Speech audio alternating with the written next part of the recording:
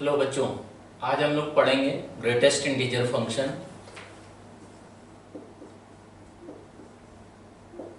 Greatest integer function क्या होता है कि इसको डिनोट किया जाता है y is equal to greatest integer of x। ये हमारा ब्रैकेट इस तरीके से इसको डिनोट किया जाता है।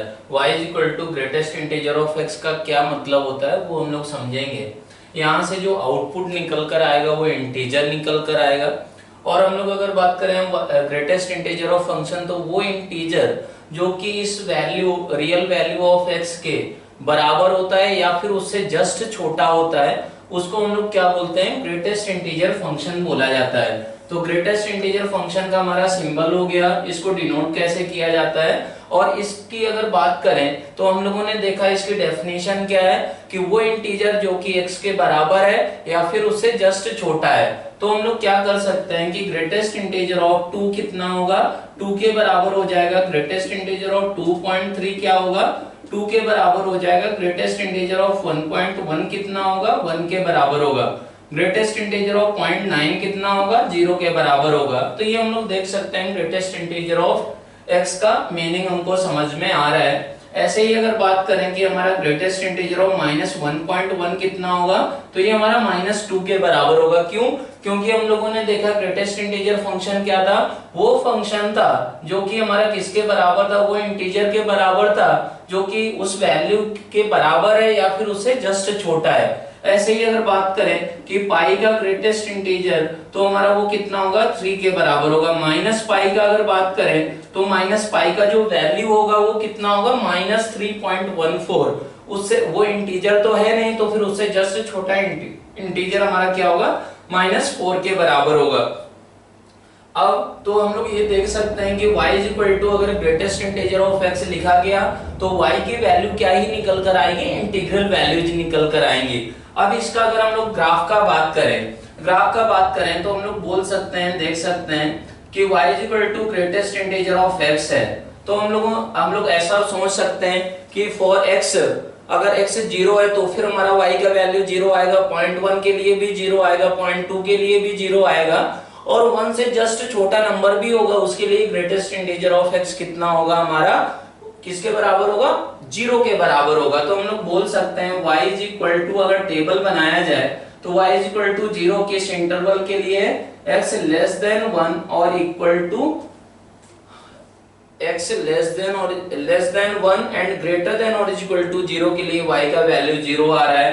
और y इज इक्वल टू 1 कब है, जब x हमारा क्या हो जाए, 1 से 2 के बीच में हो जाए, 1 पे क्लोज्ड इंटरवल है। y का वैल्यू हमारा 2 के बराबर कब आ रहा है, कि जब हमारा x क्या है, 2 से 3 के बीच में, 3 पे क्या है, ओपन इंटरवल है। तो अगर इसको हम लोग प्लॉट करें तो कैसे प्लॉट किया जा सकता है, यहाँ पर हम लोग देख सकते हैं। तो ये 0 से 1 के लिए y कोऑर्डिनेट क्या होगा, 0 होगा, जो कि हमारा कहां पर होता है, x एक्सिस में होता है। ऐसे ही अगर बात करें 1 से 2 के लिए, तो 1 से 2 के लिए इसका वैल्यू कितना होगा, हमारा 1 के बराबर होगा। ऐसे ही अगर बात करें x का इंटरवल हमारा -1 से 0 हुआ, 0 पे ओपन है और हमारा -1 पे क्लोज्ड है, तो ये कितना होगा, -1 इसका इंटीग्रल वैल्यू होगा। तो ये हमारा बन गया। ऐसे ही हम लोग बात करें कि -2 से, अगर -2 से -1 के बीच में होगा तो ग्रेटेस्ट इंटीजर का वैल्यू कितना होगा, -2 के बराबर हो जाएगा।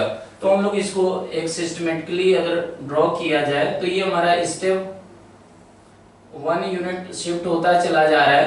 तो ये इस तरीके से हमारा इस तरफ भी चला जाएगा और इस तरफ भी बन जाएगा। ये हमारा कौन सा पॉइंट है, ये हमारा x इज इक्वल टू -1 है, ये हमारा ओरिजिन है, और ये हमारा x इज इक्वल टू 1 हुआ, ये x इज इक्वल टू 2 हुआ, और ये हमारा क्या हुआ, x इज इक्वल टू 3 हुआ। तो ग्रेटेस्ट इंटीजर फंक्शन का जो हमारा एप्लीकेशन होगा तो ये क्या होगा कि जैसे हम लोग जानते हैं कि हमारा जैसे खाना बनाने में दाल में तड़का लगाया जाता है तो हमारा दाल अच्छा लगने लगता है, हमको स्वादिष्ट बन जाता है। तो इसी तरीके से इसमें हमारा कोई भी क्वेश्चन होगा मैथ्स का, तो उसमें GIF हुआ, मॉडुलस फंक्शन होगा, तो उसको स्पाइसी बनाने के लिए हमारा ये सारे फंक्शंस यूज किए जाते हैं। तो वहां पर हमारा क्या होगा कि क्वेश्चन को थोड़ा सा ट्विस्ट लाने के लिए, मिसलिनियस कंसेप्ट डालने के लिए हमारा ग्रेटेस्ट इंटीजर फंक्शन का यूज कर सकता है।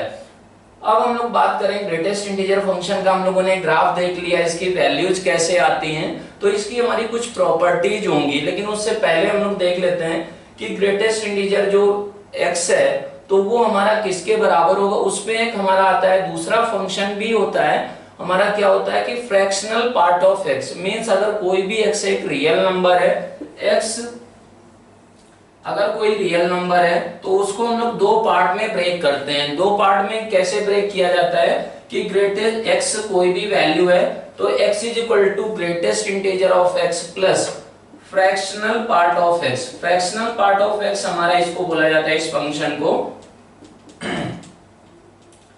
Fractional part of x। तो हम लोग बोल सकते हैं कि फ्रैक्शनल पार्ट ऑफ x क्या हो जाएगा, fractional part of x is equal to x minus greatest integer of x। तो हमारा फ्रैक्शनल पार्ट ऑफ x की वैल्यू अगर देखा जाए तो वो क्या है, वो value minus greatest integer of x के बराबर। तो इसका भी हम लोग क्या करते हैं कि ग्राफ प्लॉट कर लेते हैं और इसकी वैल्यूज क्या आती हैं वो हम लोग देख सकते हैं। तो अगर इसके लिए ये किया जाए कि फ्रैक्शनल पार्ट ऑफ हमारा 0.1 कितना होगा, तो फ्रैक्शनल पार्ट ऑफ हमारा अगर 0.1 का बात करें तो ये क्या होगा, x की वैल्यू हमारी कितनी हो गई यहाँ पर 0.1 के बराबर, और ग्रेटेस्ट इंटीजर ऑफ x हमारा क्या होगा 0.1 के लिए, तो ग्रेटेस्ट इंटीजर ऑफ 0.1 हो गया हमारा 0 के बराबर। तो ये हो जाएगा हमारा x minus greatest integer of x, जो कि किसके बराबर हो जाएगा, वो हमारा बराबर हो जाएगा 0.1 माइनस 0 मीन्स हमारा फ्रैक्शनल पार्ट ऑफ 0.1 कितना हुआ 0.1 के बराबर। ऐसे ही फ्रैक्शनल पार्ट ऑफ 0.2 का अगर बात करें तो 0.2 हमारा कितना हो जाएगा, इसका फ्रैक्शनल पार्ट 0.2 के बराबर ही होगा। क्यों, क्योंकि हमारा fractional part of 0.2 is equal to 0.2 minus greatest integer of 0.2 होगा। ग्रेटेस्ट इंटीजर ऑफ 0.2 का वैल्यू हमारा क्या होता है 0 के बराबर होता है। अब ये ऐसे ही अगर बात करें -1 का फ्रैक्शनल पार्ट का अगर बात किया जाए तो -1 का हमारा फ्रैक्शनल पार्ट ऑफ x जो आएगा तो वो हमारा हो जाएगा -1 minus greatest integer of -1। Greatest integer of -1 का वैल्यू जो होता है वो -1 के बराबर ही होता है, तो ये क्या हो जाएगा 0 के बराबर हो जाएगा। ऐसे ही अगर बात किया जाए कि greatest fractional part of x हमारा fractional part of x when x is integer, अगर x इंटीजर होगा तो हमारा i से उसको डिनोट किया जाए तो वो किसके बराबर होगा i minus greatest integer of i। Greatest integer of i का वैल्यू i के बराबर होगा तो वो 0 के बराबर हो जाएगा। तो हम लोग ये भी देख सकते हैं कि फ्रैक्शनल पार्ट ऑफ x की वैल्यूज कैसे निकाली जाती हैं, क्या होता है।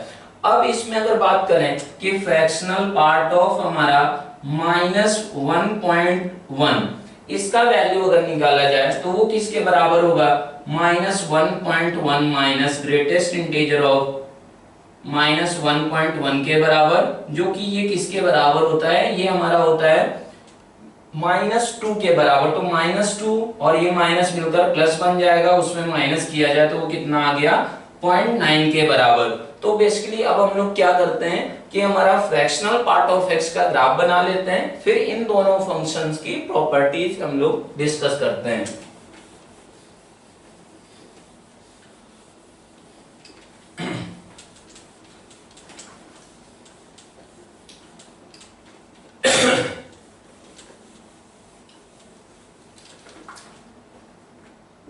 y is equal to fractional part of x. Fractional part of x is equal to x minus greatest integer of x. तो हम लोग एक टेबल बना लेते हैं कि x का वैल्यू हमारा अगर कुछ हुआ तो हमारा फ्रैक्शनल पार्ट ऑफ x क्या होगा और हमारा ग्रेटेस्ट इंटीजर उस वैल्यू के लिए क्या होगा, और फिर हमारा क्या होगा कि हम लोग फ्रैक्शनल पार्ट ऑफ x का वैल्यू निकालें। तो जैसे हमारा 2.1 है, x is equal to values of x है ये तो 2.1 है, तो फिर हमारा फ्रैक्शनल पार्ट कितना हो जाएगा 0.1 के बराबर। ग्रेटेस्ट इंटीजर कितना होगा 2 के बराबर। ऐसे ही -0.9 का अगर बात करें, x का वैल्यू -0.9 है तो फ्रैक्शनल पार्ट उसका कितना हो जाएगा हमारा 0.1 के बराबर हो जाएगा। क्यों हो जाएगा, क्योंकि हम लोग देख सकते हैं कि fractional part of x is equal to x minus greatest integer of हमारा क्या होता है, x होता है, तो वो हमारा -0.9 था। इसका ग्रेटेस्ट इंटीजर का वैल्यू हमारा -1 होगा, माइनस माइनस प्लस हो जाएगा, तो ये कितना आ जाएगा हमारा 0.1 के बराबर हो जाएगा। ऐसे ही ग्रेटेस्ट इंटीजर का अगर बात करें यहाँ पर तो -1 हो जाएगा। तो बेसिकली अगर क्या हुआ, फ्रैक्शनल पार्ट ऑफ x का हमारा ग्राफ कैसा आएगा, fractional part of x is equal to x होगा, कब होगा, when x बिलोंग्स टू हमारा 0 से 1 हो जाए। 0 से 1 के लिए क्यों ऐसा किया गया है, क्योंकि हम लोगों का fractional part of x is equal to था x minus greatest integer of x के बराबर था, तो fractional part of x is equal to x हो जाएगा। क्यों हो जाएगा, क्योंकि हमारा 0 से 1 के इंटरवल में ग्रेटेस्ट इंटीजर ऑफ x का वैल्यू कितना हो गया, 0 के बराबर हो गया, तो ये y is equal to x line बन जाएगी। इस तरीके से ये हमारा क्या होगा, fractional part of x is equal to x minus 1 कब होगा, when x belongs to 1 to 2 हो जाएगा। और हम लोग देख सकते हैं कि इंटीग्रल वैल्यूज पे फ्रैक्शनल पार्ट ऑफ x का वैल्यू कितना निकल कर आ रहा है, 0 निकल कर आ रहा है, तो ये x इज इक्वल टू 1 पे हमारा 0 है, 0 पे 0 है, इस तरीके से ये हमारा क्या होगा, ग्राफ बन जाएगा। ये अच्छा सा ग्राफ हमारा किसका होता है, फ्रैक्शनल पार्ट ऑफ x का हमारा ग्राफ होता है। तो अभी ये क्या है, बेसिकली लाइन की इक्वेशन है, तो ये लाइन अगर देखा जाए तो ये लाइन हमारी कौन सी है, y is equal to x है। ये लाइन अगर देखा जाए तो कौन सी लाइन है, y is equal to x minus 1 है। अगर इसको देखा जाए तो ये कौन सी लाइन है हमारी, y is equal to x minus 2 है।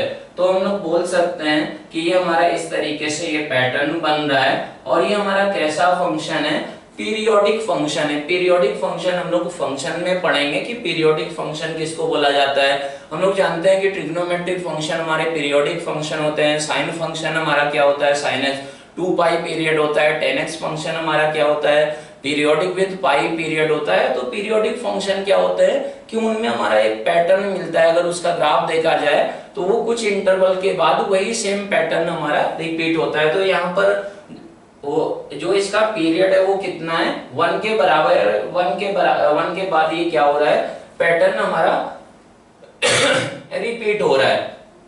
तो इस तरीके से हम लोग देख सकते हैं कि ये हमारा फ्रैक्शनल पार्ट ऑफ x का ग्राफ आ गया।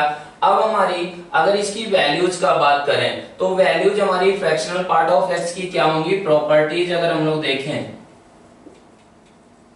तो अगर ये क्या है कि हमारा पीरियोडिक है तो क्या हो जाएगा, हमारा फ्रैक्शनल पार्ट ऑफ x हमारा is equal to fractional part of हमारा x plus 1 is equal to fractional part of x plus 2 is equal to fractional part of x plus 3। इस तरीके से ये वैल्यूज सब आपस में बराबर होंगी।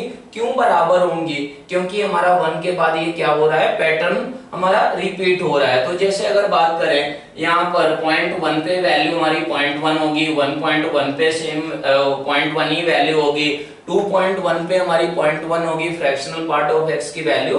तो ये हमारा इस तरीके से हो जाएगा। दूसरा हमारा प्रॉपर्टी है कि हमारा fractional part of x plus i हमारा क्या है, i अगर इंटीजर है तो ये हमारा fractional part of x plus i is equal to हमारा क्या होता है, फ्रैक्शनल पार्ट ऑफ x के बराबर होता है। अब इसमें अगर तीसरी प्रॉपर्टी देखा जाए तो फ्रैक्शनल पार्ट ऑफ x का जो वैल्यू होता है वो हमारा 1 से छोटा होता है, और कब होता है, क्या होता है, 0 या 0 से बड़ा होता है। अब हमारा चौथा प्रॉपर्टी हो जाएगा कि fractional part of x when x is integer किसके बराबर होगा, ये हमारा fractional part of i is equal to i हो जाएगा। मींस हमारा क्या हुआ कि x अगर हमारा क्या हुआ, x बिलोंग्स टू इंटीजर होगा तो फ्रैक्शनल पार्ट ऑफ i हमारा किसके बराबर होगा, वो 0 के बराबर हो जाएगा, 0 के बराबर होगा। Fractional part of x for x belongs to integer 0 के बराबर होता है। एक हमारी जो इसमें प्रॉपर्टी है वो प्रॉपर्टी हमारी सबसे इंपॉर्टेंट प्रॉपर्टी ये है कि फिफ्थ प्रॉपर्टी हम लोग बोल सकते हैं कि fractional part of x is equal to हमारा fractional part of minus x होता है when x is integer. x is integer. और हमारा क्या होता है कि हमारा दूसरा प्रॉपर्टी है कि fractional part of x plus fractional part of minus x is equal to हमारा 1 के बराबर होता है अगर क्या है when x is not integer. अगर x हमारा इंटीजर नहीं है तो fractional part of x plus fractional part of minus x is equal to 1 के बराबर होता है। जैसे हम लोग देख सकते हैं कि x इज इक्वल टू अगर क्या लिया जाए 2.1 लिया जाए तो हमारा फ्रैक्शनल पार्ट ऑफ 2.1 0.1 हो जाएगा और हमारा fractional part of minus x means fractional part of minus 2.1 किसके बराबर होगा, वो हमारा 0.9 के बराबर हो जाएगा। तो 0.1 प्लस 0.9 इज इक्वल टू 1 के बराबर हो जाएगा। तो ये बेसिक हमको प्रॉपर्टी देखना होगा और इसमें हमारा इस प्रॉपर्टी पे बेस्ड हमारे बहुत सारे क्वेश्चंस बनाए जाते हैं कि हमारा फ्रैक्शनल पार्ट ऑफ x का जो वैल्यू होता है वो 0 से 1 के बीच में ही होता है।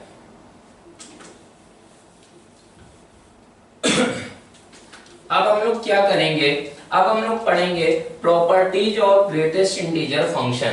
Properties of greatest integer function.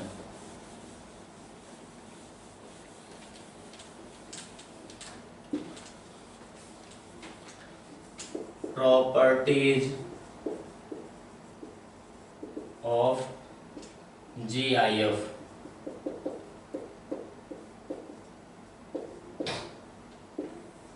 तो इसका हमारा फर्स्ट प्रॉपर्टी है हमारा कि greatest integer of x is less than और इज इक्वल टू x। हमारा ग्रेटेस्ट इंटीजर ऑफ x का वैल्यू लेस देन और इज इक्वल टू x होता है। और दूसरा हमारा क्या है कि ग्रेटेस्ट इंटीजर ऑफ x हमारा क्या होता है कि ग्रेटेस्ट इंटीजर का वैल्यू हमारा किससे बड़ा होगा, इसका वैल्यू हमेशा x माइनस 1 से बड़ा होगा और हमारा हम लोगों ने देख ही लिया कि x से क्या होगा, छोटा रहेगा। ऐसे ही ग्रेटेस्ट इंटीजर ऑफ हमारा तीसरा property greatest integer of x is equal to हमारा क्या हो जाएगा, greatest integer of x is equal to x के बराबर होगा व्हेन x बिलोंग्स टू हमारा इंटीजर। x अगर इंटीजर हो जाए तो फिर हम लोग बोल सकते हैं greatest integer of x is equal to x के बराबर होगा।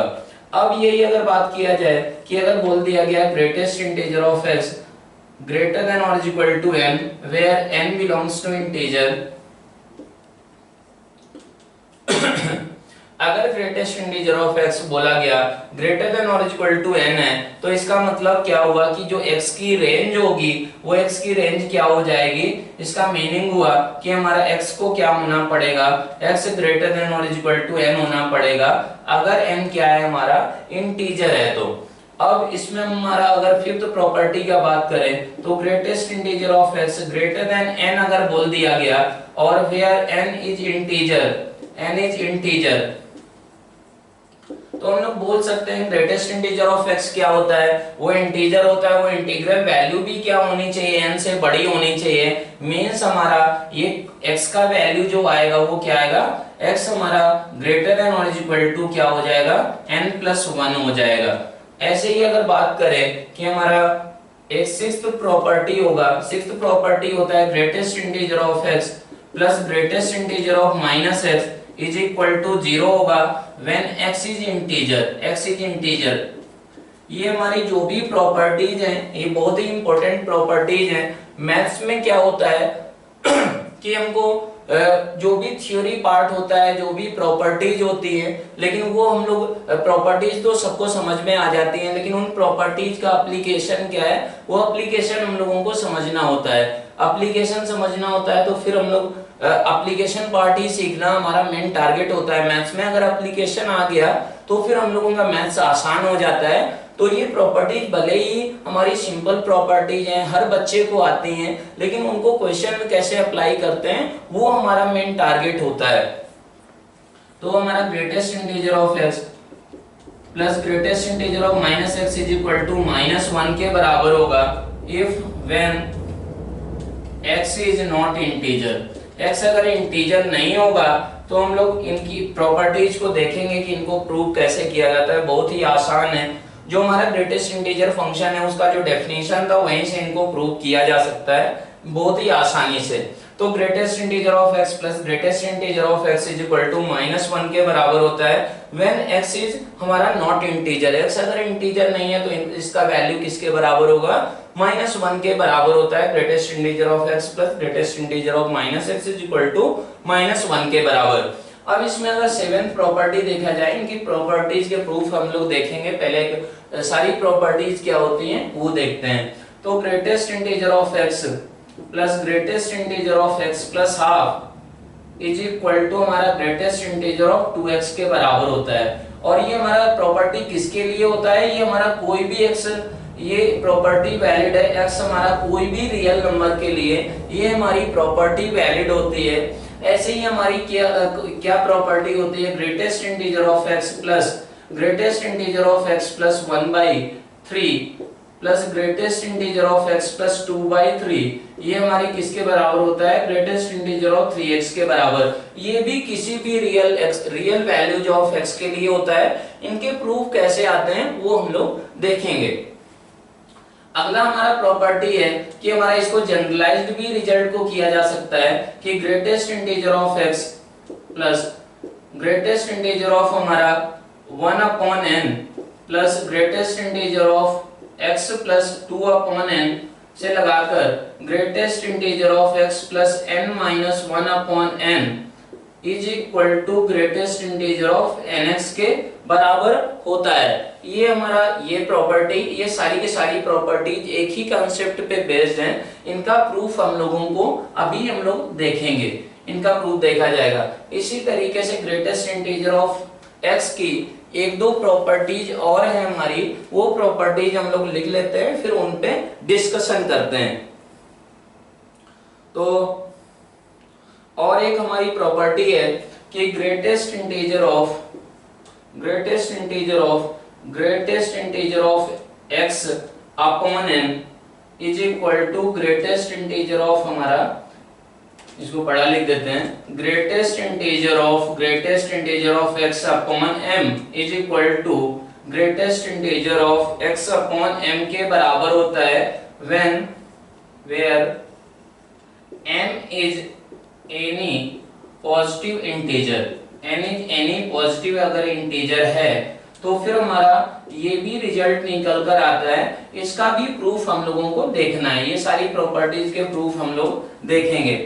अब अगला हमारा प्रॉपर्टी होता है कि if n and a are positive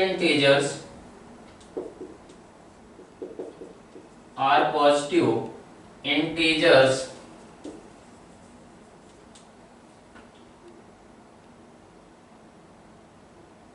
then greatest integer of n upon a is the number of integers among 1 2 3 से लगाकर n तक that are divisible by a,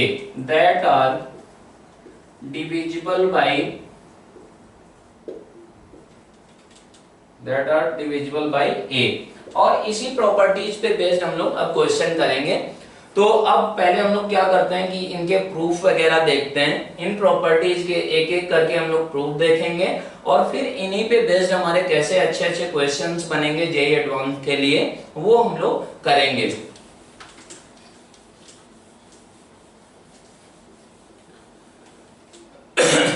तो जैसे अगर बात किया जाए कि हमको ये प्रॉपर्टी प्रूव करना है, इन प्रॉपर्टी को एक एक करके हम लोग देख लेते हैं। तो जैसे पहला प्रॉपर्टी हम लोग देखें, प्रूफ देखना है कि हम लोगों ने देखा greatest integer of x plus greatest integer of -x is equal to 0 होता था।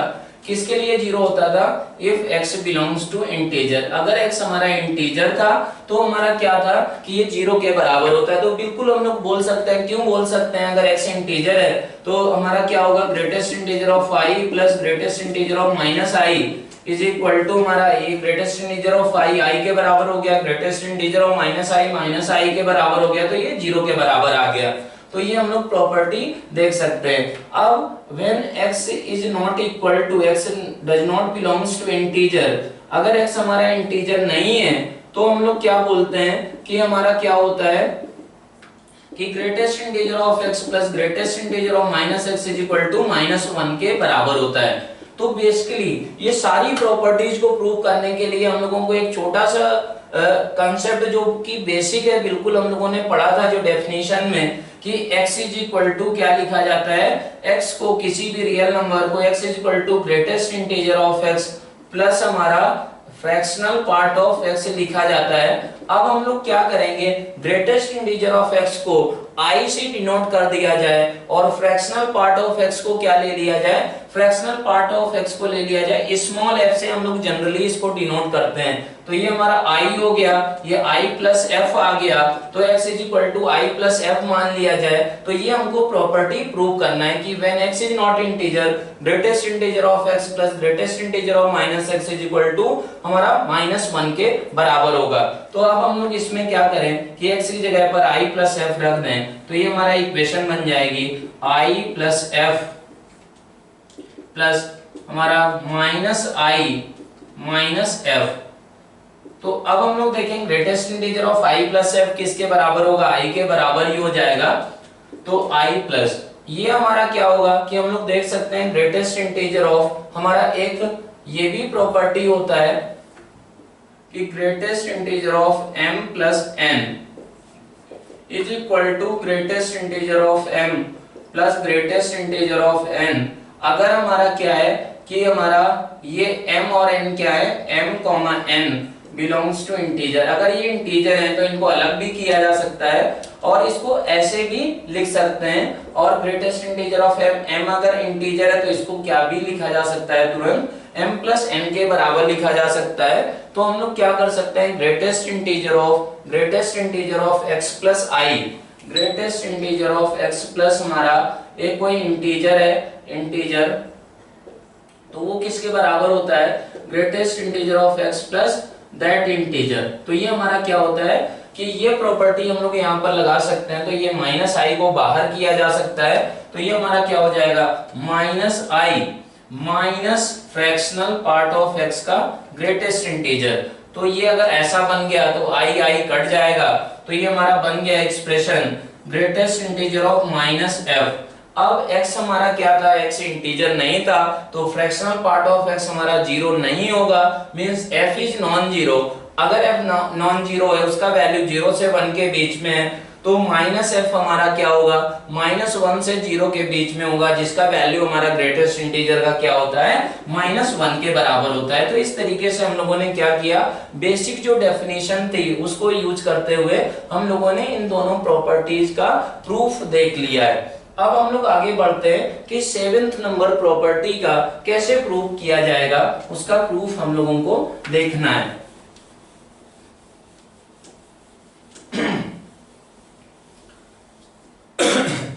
तो ये प्रॉपर्टी है हमारी greatest integer of x plus greatest integer of x plus half is equal to greatest integer of 2x के बराबर। ये हमारी जो भी हमारी प्रॉपर्टी है ये हर एक रियल वैल्यूज ऑफ x के लिए वैलिड है। तो हम लोग बोल सकते हैं कि x को फिर से हमको क्या करना होगा, i प्लस f सब्स्टिट्यूट करना होगा। तो लेफ्ट हैंड साइड को हम लोगों को दिखाना है कि इसके बराबर होगा। तो अगर लेफ्ट हैंड साइड हमारी ली जाए तो लेफ्ट हैंड साइड में हम लोग बोल सकते हैं कि ग्रेटेस्ट इंटीजर ऑफ हमारा x क्या हो गया, i के बराबर हो जाएगा। तो i प्लस ये हमारा क्या होगा, greatest integer of i plus f plus half, ऐसा होगा। ये अगर ऐसा हो गया तो हम लोग यहाँ से i बाहर कर सकते हैं, तो ये क्या बन गया, 2i plus greatest integer of हमारा greatest integer of f plus half बन गया। अब हम लोग क्या करें, अगर कोई भी नंबर है, कोई भी नंबर x रियल नंबर है, तो उसका फ्रैक्शनल पार्ट हमारा क्या हो सकता है, 0 से 1 के बीच में हो सकता है। तो हम लोग उसको ये करें, दो पार्ट में ब्रेक किया जाए। पहला हमारा किया जाए कि f हम लोग जानते हैं कि f कहां से कहां के बीच में होता है, फ्रैक्शनल पार्ट 0 से हमारा हाफ 0 से 1 के बीच में होता है। तो यहाँ पर हाफ है, तो हम लोगों को कहां पर ब्रेक करना होगा, दो पार्ट में ब्रेक करना होगा। दो पार्ट हमारे कौन कौन से होंगे कि f अगर 0 से हाफ के बीच में हो जाए, और दूसरा केस कि f हमारा क्या हो जाए, हाफ से बड़ा और हमारा 1 के बीच में हो जाए। अगर क्या होगा, ये हमारा 0 से हाफ के बीच में है, तो f प्लस हाफ का ग्रेटेस्ट इंटीजर का वैल्यू कितना होगा, 0 के बराबर होगा। तो ये कितना आ जाएगा, 2i के बराबर आएगा। अब यहाँ पर अगर बात करें फ्रैक्शनल पार्ट ऑफ x का वैल्यू हाफ, और ये हाफ से बड़ा हो गया तो ये 1 प्लस बन जाएगा, लेकिन क्या होगा 3/2 से छोटा होगा, इसका वैल्यू कितना हो जाएगा हमारा 1 के बराबर हो जाएगा। तो ये कितना आ गया हमारा 2i प्लस 1 के बराबर। अब हम लोग क्या करते हैं कि राइट हैंड साइड चेक करते हैं। राइट हैंड साइड हमारा क्या होगा, तो राइट हैंड साइड में हम लोग देख सकते हैं कि 2 टाइम्स ये i प्लस f कर दिया गया, तो ये कितना होगा, ये हमारा बन जाएगा greatest integer of 2i plus 2f के बराबर। अब ये अगर ऐसा बन गया है तो 2i इंटीजर था तो वो बाहर लिया जा सकता है, तो ये क्या बन गया 2i plus greatest integer of 2f के बराबर। अब फिर से हमारा ये आ गया कि 2f हमारा क्या होगा 0 से 2 के बीच में हो जाएगा, तो इसको भी हमको ब्रेक करना होगा। किस इंटरवल में ब्रेक करना होगा, जब ये इंटीजर हो रहा होगा तो integer f is equal to half पे होगा, तो हम लोग बोल सकते हैं कि इसमें भी हमारा क्या होगा कि f अगर 0 से हाफ के बीच में है और f हमारा क्या है कि हाफ से 1 के बीच में, तब क्या बनेगा। तो हम लोग देख सकते हैं कि अगर 0 से हाफ है तो इसका ग्रेटेस्ट इंटीजर का वैल्यू 0 होगा, तो ये 2i आ गया, और ये अगर हाफ से 1 के बीच में है तो 2f हमारा 1 से बड़ा होगा, तो ये कितना हो जाएगा हमारा, ये हमारा किसके बराबर होगा 1 के बराबर। तो ये कितना बन जाएगा 2i प्लस 1 के बराबर, तो 2i प्लस 1।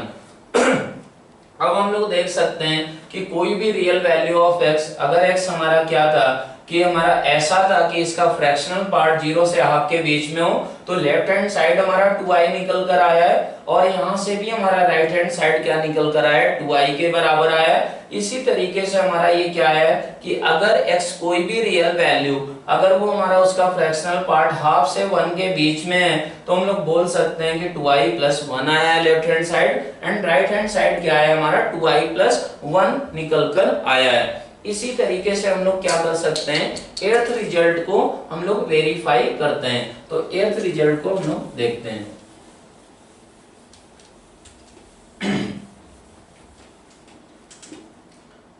एर्थ रिजल्ट है हमारा कि greatest integer of x plus greatest integer of x plus 1/3 plus greatest integer of x plus हमारा 2/3 is equal to greatest integer of 3x के बराबर होता है। तो ये हमारा कैसे प्रूव किया जाएगा, क्या प्रॉपर्टी होंगी, ये हम लोगों को यहाँ पर देखना है। अब इसके लिए फिर से हमारा वही स्टैंडर्ड तरीका होगा कि x is equal to i plus f मान लिया जाए, लेफ्ट हैंड साइड को हम लोग चेक करें और फिर राइट हैंड साइड को चेक किया जाए, तो वो हमारा क्या रहेगा वो हम लोगों को देखना होगा।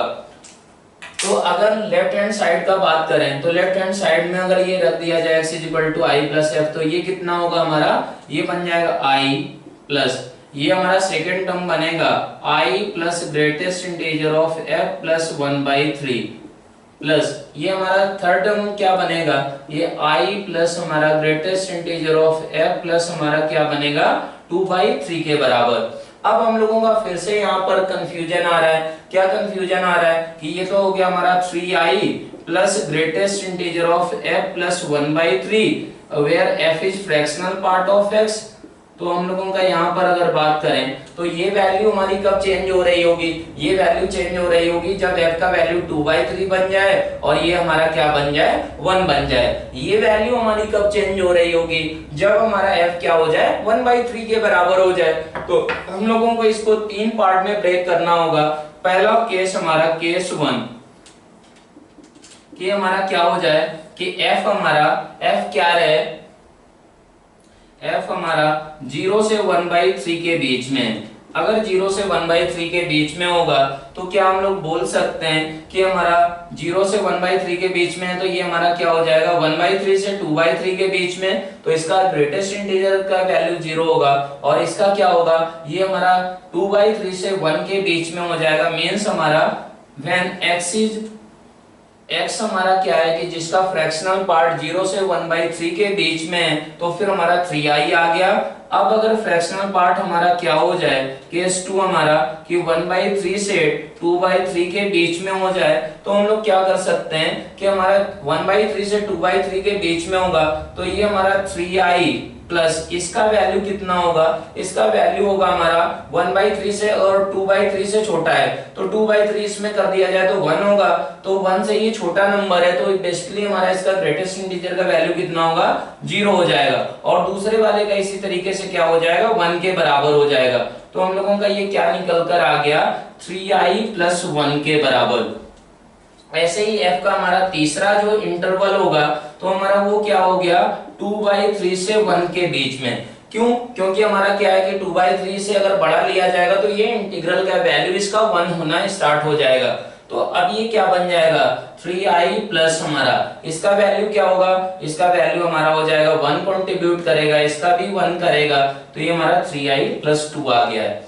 अब राइट हैंड साइड का बात करें तो राइट हैंड साइड हमारा क्या था, 3 टाइम्स x था, ग्रेटेस्ट इंटीजर ऑफ 3x था, तो इसमें हम लोग क्या कर सकते हैं, तुरंत x की जगह पर i + f रख दिया गया, तो ये क्या बन गया, 3i + ग्रेटेस्ट इंटीजर ऑफ हमारा 3f के बराबर।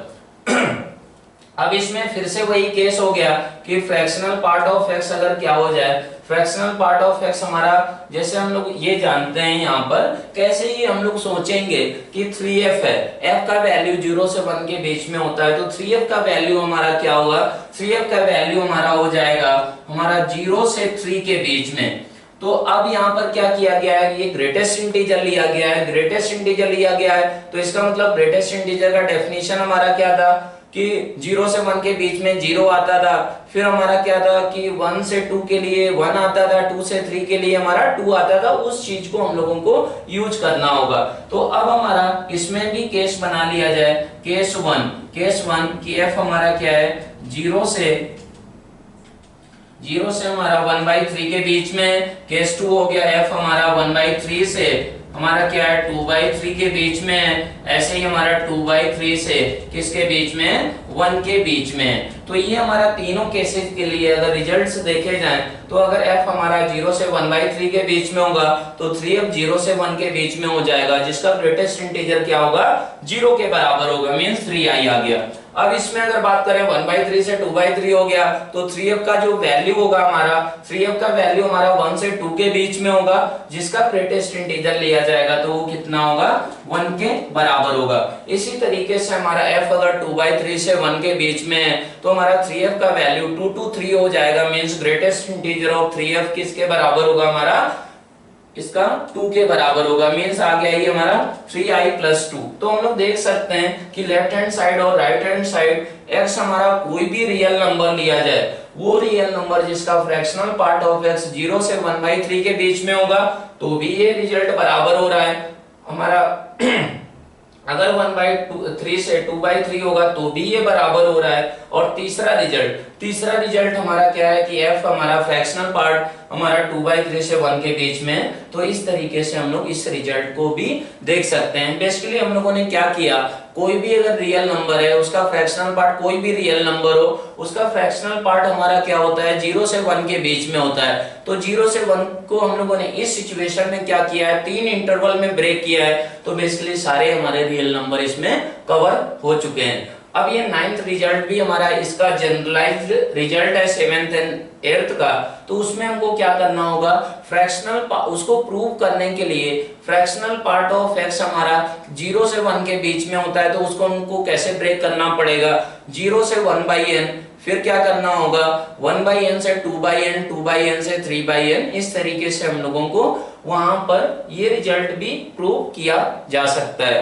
अब हम लोग देखें कि 9th नंबर 9th हो गया, 10th, ये 10th प्रॉपर्टी देखा जाए कैसे इसमें हमारी बिल्कुल बेसिक चीजें लगती हैं कि हमारा जैसे किसी इंटीजर को डिवाइड किया जाए किसी इंटीजर से, तो हमारा क्या क्वोशिएंट निकल कर आता है, क्या रिमाइंडर निकल कर आता है, वो सारी चीजें हमको इसमें यूज करना होगा, जो कि हम लोग 4th 5th में भी हम लोग पढ़ लेते हैं।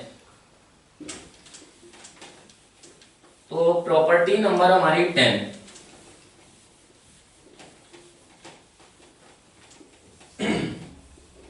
प्रॉपर्टी नंबर 10 है हमारी कि ये हमको हमेशा होता है हर एक x के लिए, x हमारा कोई भी रियल नंबर है और यहाँ पर greatest integer of x upon m is equal to हमारा greatest integer of x upon m के बराबर होता है, वेयर m बिलोंग्स टू हमारा पॉजिटिव इंटीजर। अब ये पॉजिटिव इंटीजर होता है तब ये हमेशा वैलिड है किसी भी x के लिए। तो क्या हम लोग बोल सकते हैं कि x जो भी नंबर होगा, x अगर नंबर होगा तो उस x नंबर को क्या लिखा जा सकता है, i प्लस f लिखा जा सकता है, x is equal to i plus f।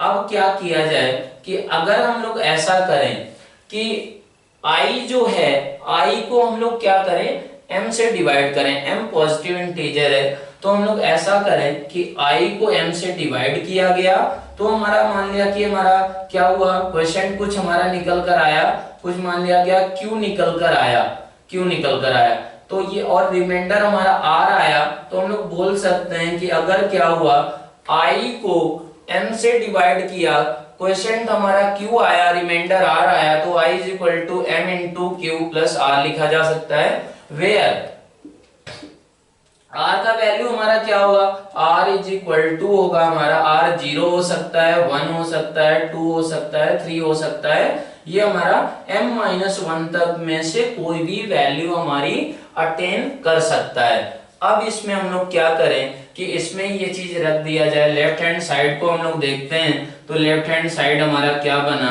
Left hand side बना हमारा ग्रेटेस्ट इंटीजर ऑफ हमारा, अब ग्रेटेस्ट इंटीजर ऑफ x को हम लोगों ने क्या माना है, i के बराबर माना गया है, तो ये हमारा बन गया i अपॉन m। अब i का वैल्यू हम लोगों ने क्या किया, mq प्लस r अपॉन क्या रख दिया, m के बराबर। अब ये क्या होगा हमारा, ये बन गया q plus r by m के बराबर। अब q plus r by m है, q हमारा क्या है, q तो इंटीजर ही होगा, क्वेश्चन था हमारा, तो q हमारा क्या था, q तो इंटीजर था, तो ये क्या किया जा सकता है, बाहर किया जा सकता है, तो q plus greatest integer of r upon m आ गया। अब हम लोग देख सकते हैं कि m रिमाइंडर था, m से डिवाइड करने पर तो r का वैल्यू 0 से m-1 के बीच में ही होंगी, तो इसका जो ये हमारा हुआ r बाई m, ये फ्रैक्शन हो गया, ये 0 से 1 के बीच में ही होगा, तो इसका वैल्यू इंटीग्रल का क्या हो जाएगा, वो हमारा q के बराबर ही होगा। तो ये हमारा लेफ्ट हैंड साइड क्या निकल कर आया, वो q के बराबर आ गया है। अब हम लोग बात करें राइट हैंड साइड का, तो राइट हैंड साइड हमारा क्या निकल कर आएगा, राइट हैंड साइड को हमको देखना है।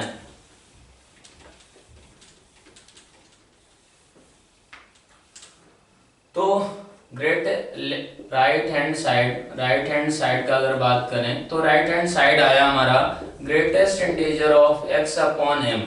x को हम लोगों ने क्या माना था, x को माना था i plus f upon m।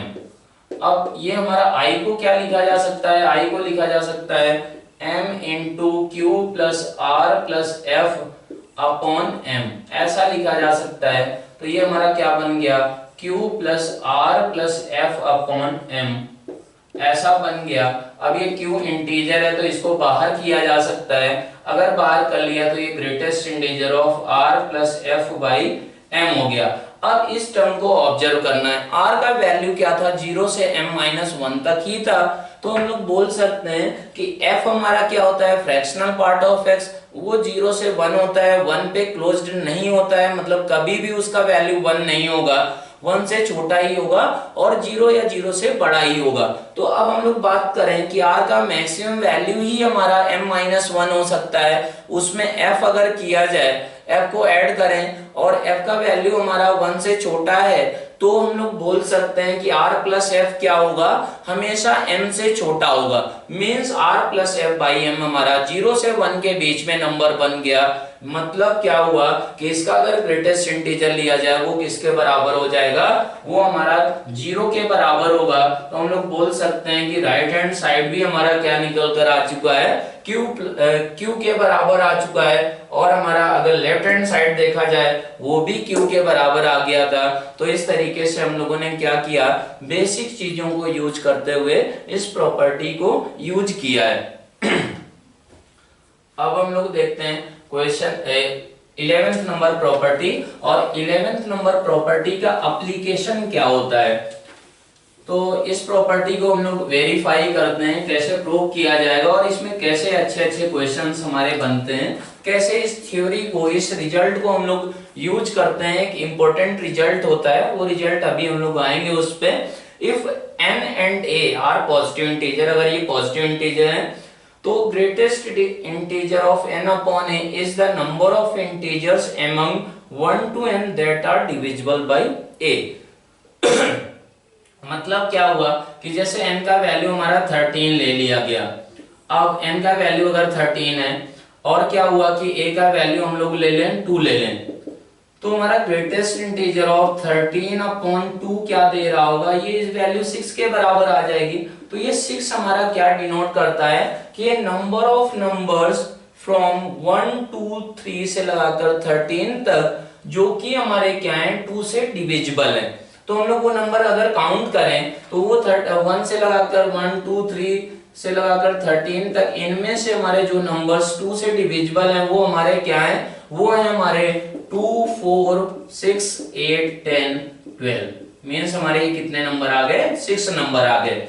इसी तरीके से इस रिजल्ट को फिर से हम लोग देखें कि अगर n हमारा क्या ले लिया जाए, n हमारा ले लिया जाए n ले लिया जाए 33 और हमारा a का वैल्यू ले लें 4, a का वैल्यू 4 ले लिया जाए, तो ग्रेटेस्ट इंटीजर ऑफ x कितना होगा, greatest integer of 33 upon 4 is equal to हमारा क्या होगा, ये हमारा 8 के बराबर हो जाएगा। सब लोग चेक कर सकते हैं, 8 पॉइंट समथिंग है, उसका ग्रेटेस्ट इंटीजर हमारा क्या होगा, 8 के बराबर हो जाएगा।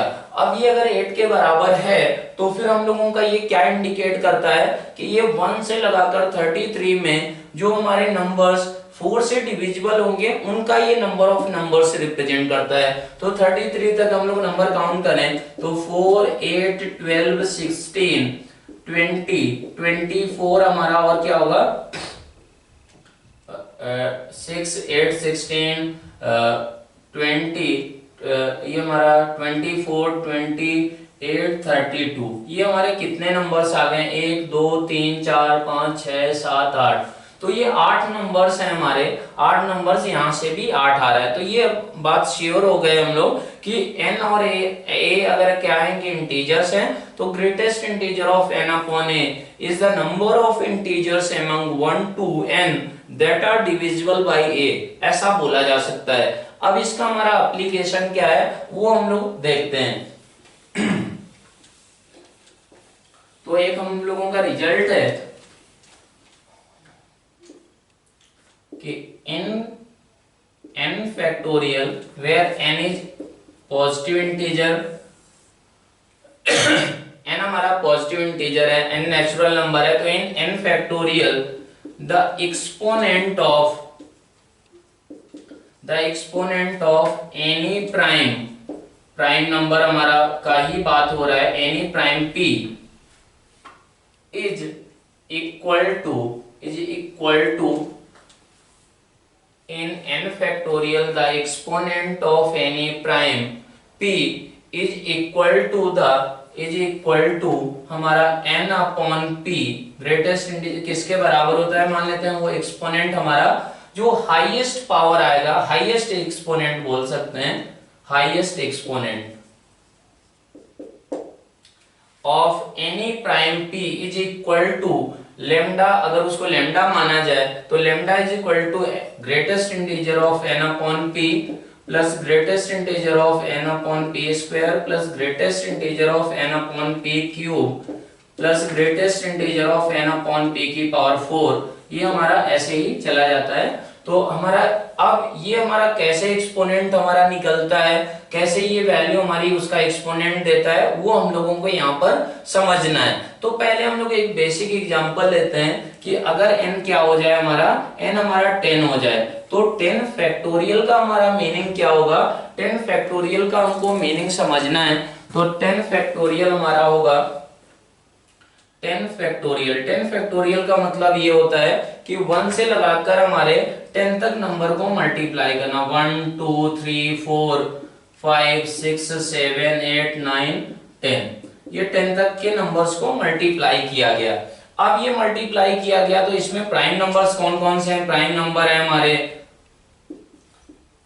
2 है, 3 है, 5 है और हमारा क्या है 7 है। तो हम लोग देख सकते हैं कि हमारा अगर इस नंबर को हम लोग क्या करें कि प्राइम फैक्टर्स में एक्सप्रेस किया जाए, मतलब कि हमारा जैसे यहाँ पर देखें कि 7 का हमारा एक्सपोनेंट क्या होगा, ओवरऑल इस नंबर में कंबाइन करके एक्सपोनेंट क्या होगा 7 का, अगर ये देखें तो एक ही बार 7 आ रहा है, मतलब क्या होगा हमारा 7 का जो एक्सपोनेंट होगा वो एक्सपोनेंट हमारा क्या होगा 7 की पावर 1 होगा, और वो एक्सपोनेंट का अगर बात करें तो वो कितना हो जाएगा 1 के बराबर हो जाएगा।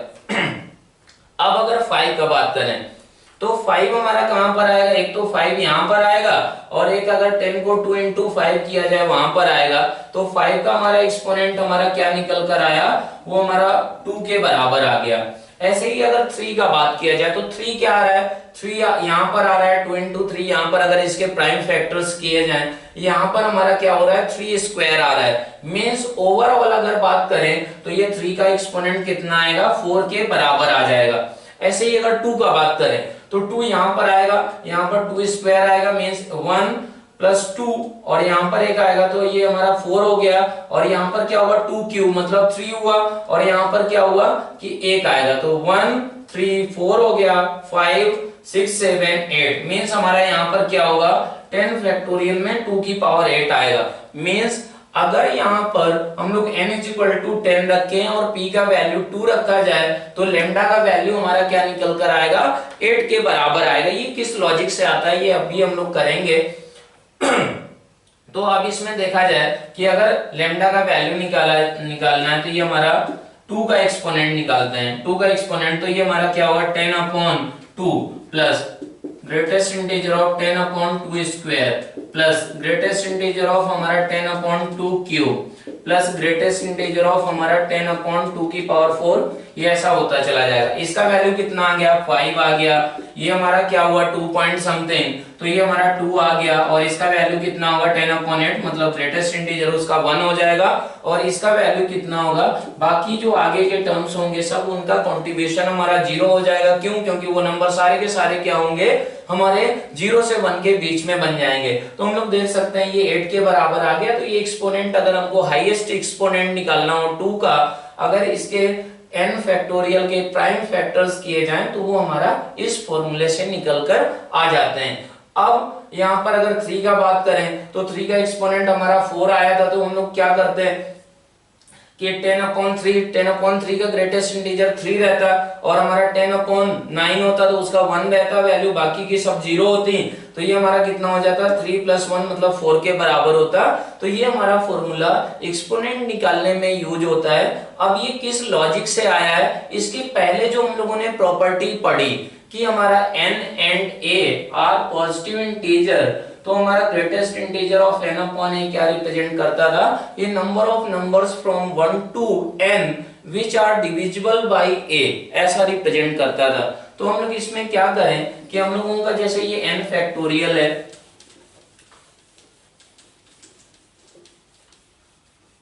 तो n फैक्टोरियल है, तो हम लोगों का ये नंबर क्या दे रहा होगा कि जैसे हम लोग अगर बात करें तो n फैक्टोरियल में ऐसा किया गया कि इसको अभी के लिए मान लेते हैं हमारा कि 20 n का वैल्यू 30 मान लिया जाए। अगर n का वैल्यू 30 मान लें और हमारा p का वैल्यू क्या माना जाए, p का वैल्यू 3 मान लिया जाए, तो हम लोग ऐसा देख सकते हैं कि ये क्या दे रहा होगा, इसमें नंबर्स हमारे कैसे कैसे आए होंगे जिनमें 3 आया होगा, तो वो आया होगा हमारा 3 6 और क्या आया होगा 9 12 और हमारा क्या आएगा 15 18 21 24 27। तो हम लोगों का ये जो पहला रिजल्ट है ग्रेटेस्ट इंटीजर ऑफ n/p, ये क्या काउंट दे रहा होगा कि हमारा 1 से लगाकर 30 में ऐसे कौन से नंबर्स हैं जो हमारे क्या है कि p के मल्टीपल है, मतलब हम लोगों को क्या कर रहा है ये p 2p 3p से लगाकर ये कितना p हो रहा है, ये हमारा कहां से निकल कर आएगा, ये ऐसे इस फॉर्म के नंबर्स कहां से आएंगे, ये फर्स्ट फैक्टर से निकल कर आ जाएंगे। ऐसे ही अब क्या होगा कि इसमें हमारा 9 भी आ रहा है और हमारा क्या हो रहा है कि 27 भी आ रहा है, तो इसमें क्या है कि इसका जो कंट्रीब्यूशन है वो हमारा क्या हो रहा है कि इसमें तो 3 स्क्वायर है, इसमें 3 क्यूब है, तो हम लोगों को ये जो दूसरा फैक्टर है ये किसका नंबर देगा, वो नंबर ऑफ नंबर्स जो क्या है हमारे P square, 2p square, 3p square, मतलब ये जो दूसरा फैक्टर है ये हमारा क्या दे रहा है कि हमारा जो p square, 2p square, 3p square means जो हमारे ऐसे नंबर्स को काउंट करेगा ये 1 से n तक जो हमारे क्या है कि p स्क्वायर के मल्टीपल है, वहां से ये सारे के नंबर्स ले लेगा, वो एक्सपोनेंट में हमारे क्या होगा p के कंट्रीब्यूट करेगा, तो यहां से ले लिया जाएगा, तो उनको काउंट कर लिया। ऐसे ही हमारा तीसरा क्या होगा कि p cube, 2p cube, 3p cube, ये हमारा ये कहां से, इनका काउंटिंग कहां से किया जाएगा, तीसरे फैक्टर से किया जाएगा। तो इस तरीके से हम लोग देख सकते हैं कि जो भी अगर हमारा कोई n फैक्टोरियल दिया गया है, n is any natural number और पॉजिटिव इंटीजर, तो हम लोगों का एक्सपोनेंट ऑफ एनी प्राइम, ये यहाँ पर प्राइम नंबर का ही एक्सपोनेंट निकालने का मेथड है, तो ये इस तरीके से हम लोग क्या कर सकते हैं, प्राइम नंबर का हमारा ये एक्सपोनेंट क्या होगा, हाईएस्ट एक्सपोनेंट क्या होगा, वो हम लोग निकाल सकते हैं। तो अब हम लोगों ने ग्रेटेस्ट इंटीजर ऑफ एक्स की प्रॉपर्टीज वगैरह डिस्कस कर लिया, तो अब हम लोग बात करते हैं कि ग्रेटेस्ट इंटीजर ऑफ एक्स की जो हमारी प्रॉपर्टीज पे बेस्ड हमारे क्वेश्चंस होते हैं और फ्रैक्शनल पार्ट ऑफ एक्स पे बेस्ड जो क्वेश्चंस होते हैं वो